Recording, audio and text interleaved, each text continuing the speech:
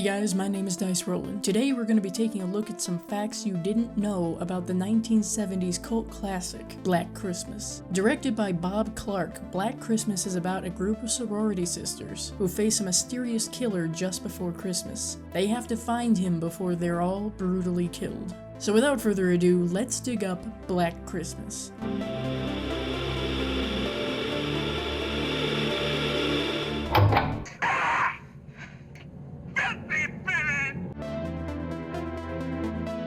The first-person shots that we see in the film were created by Albert J. Dunk. He made a special harness mount for the camera that allowed him to climb into and walk around the sorority house freely. The voice of Billy was added in post-production. What the actresses had to react to while filming was Bob Clark himself reading dialogue off-camera, and what he said was a lot tamer than what was put in the final cut of the film. Speaking of Bob Clark's Billy voice, in order to get the proper tone and raspy quality to it, he would stand on his head so that his thorax would compress. Though a majority of the actors were playing teenagers, they in fact were not. The actors closest to teens were Olivia Hussey and Lynn Griffin, who were in their early 20s, and Keir Dullea was the oldest on set at the age of 38.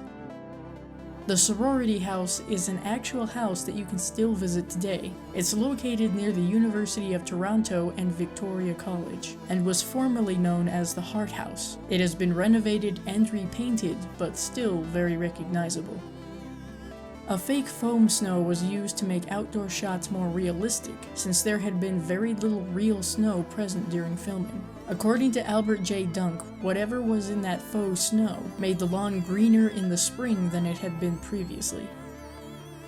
For the scenes in which Lynn Griffin had to have a bag over her head, there were holes ripped in it that were hidden in her mouth and nose. Since she was a swimmer, this aided in her pulling off the whole being dead acting she had to do.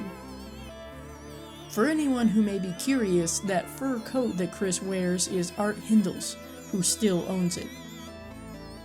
The score that Carl Zitterer created for Black Christmas was done in a very unique way. He would tie utensils and combs to the strings of his piano to warp the sound. He would also apply pressure manually to the audio tape recording to slow it down.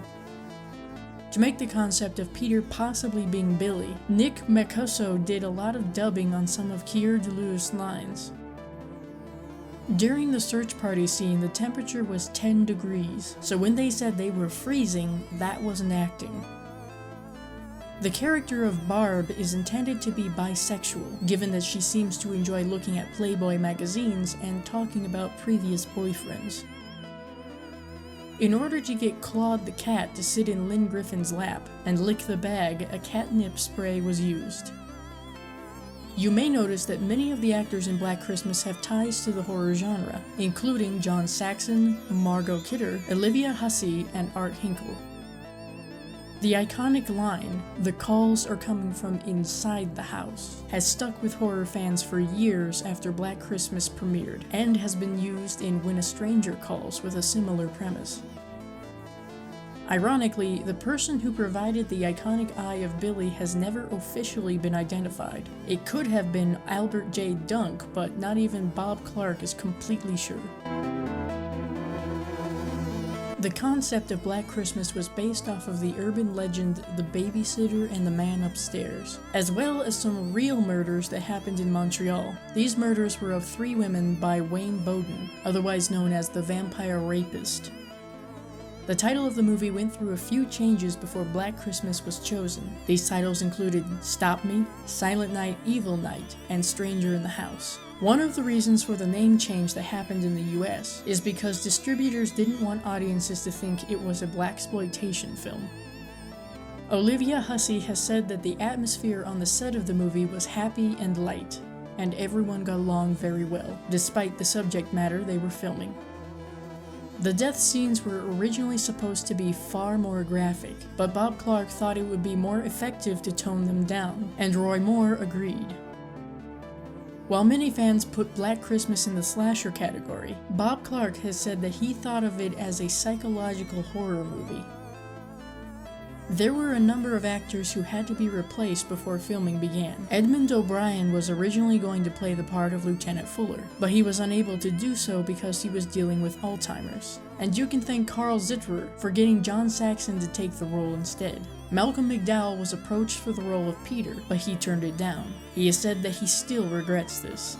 Gilda Radner was set to play Phyllis, but she had to back out of the role because of Saturday Night Live. And we almost saw Bette Davis in the role of Mrs. Mack. The main reason that Olivia Hussey accepted the role of Jess was because a psychic told her that the film would be successful. Well, they weren't wrong in the long run.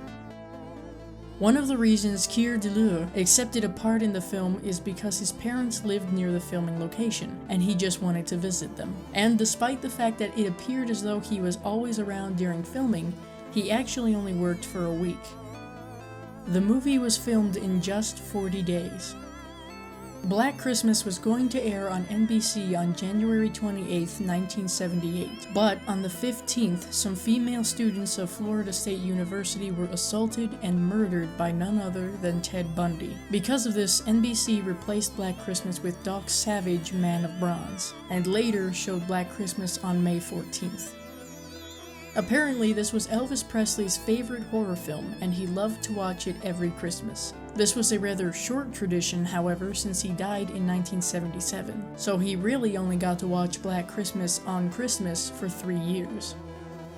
Fans hold Black Christmas as being the very first holiday-based horror film, but I have seen a few others around that came before it, so there could have been a very different ending if studio executives at Warner Brothers had had their way. We could have seen Jess left alone with Chris where she wakes up to hear him say, "Agnes, don't tell them what we did," before he kills her. But Bob Clark rejected this. There might have been a sequel if Bob Clark hadn't passed away in 2007. It would have seen John Saxon and Olivia Hussey returning as their respective characters, and with Jess as the new house mother of the sorority. So, those were some facts about Black Christmas you may not have known. I hope you enjoyed this video. If you did, give it a like to let me know. And don't forget to leave a comment down below telling me what other horror movies you'd like to see me dig up some facts about. Also, don't forget to share this video to help the channel grow, and subscribe for more videos like this. See you later.